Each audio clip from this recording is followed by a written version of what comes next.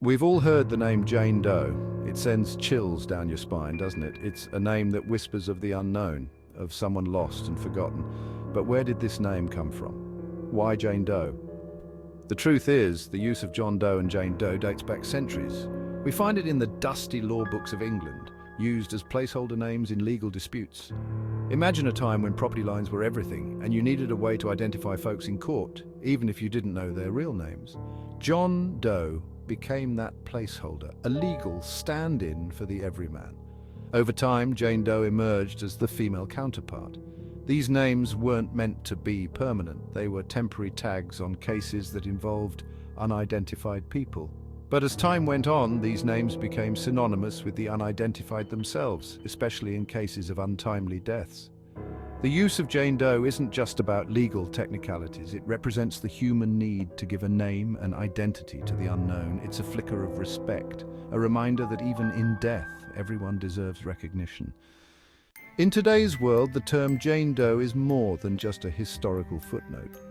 It's become a critical part of the law enforcement and legal systems. When someone is found deceased and their identity is a mystery, the label Jane Doe becomes their temporary identity. Think of it as the first line in their case file. This seemingly simple label allows law enforcement agencies across the country, even across the world, to share information about unidentified persons. It creates a common language, a way to connect the dots in cases that might otherwise remain isolated. But Jane Doe is more than just a label on a file. It's a reminder to every investigator, every forensic specialist, that behind that name is a real person, someone with a story waiting to be told. We live in an age of remarkable scientific advancements, and the field of forensic science is no exception. Today we have tools and techniques that were unimaginable just a few decades ago. These tools are proving invaluable in our fight to give Jane Does back their names. DNA analysis, for instance, has revolutionized the way we approach unidentified remains. By comparing DNA profiles extracted from the remains to national and international databases, investigators can uncover family connections that might have otherwise remained hidden. It's like piecing together a puzzle, one DNA marker at a time. Facial reconstruction is another powerful tool.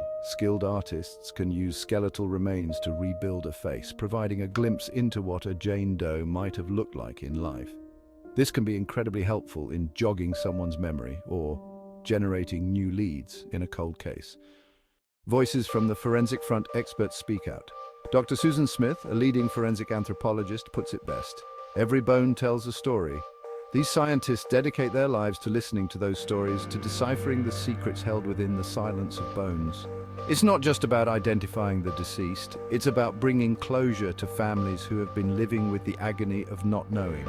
It's about restoring dignity to those who have been robbed of their identity. And they are seeing results. Thanks to the tireless work of forensic experts and law enforcement agencies, the number of Jane Doe cases being solved is on the rise. Empty chairs, heavy hearts, families of the missing. For families of missing persons, the Jane Doe label represents a unique kind of heartbreak. It's the agonizing limbo of not knowing, the hope that their loved one is still out there, clashing with the fear of what might have happened. The not knowing can be the hardest part. Imagine the empty chair at the dinner table, the unanswered phone calls, the birthdays and holidays that pass without a trace. The families of Jane Does live with this emptiness every single day. Support groups and online communities have become lifelines for these families, offering a space to share their stories, find comfort in shared experiences, and hold on to hope. Section 6. Remembering Jane Doe Memorials and the Unwavering Pursuit of Identity. The pursuit of justice never truly ends, does it? Across the country, there are memorials dedicated to unidentified persons, silent tributes to the Jane Does whose stories remain untold. These memorials serve as poignant reminders of the human cost of these cases. They remind us that behind every unidentified person there's a family, a community, a life lived.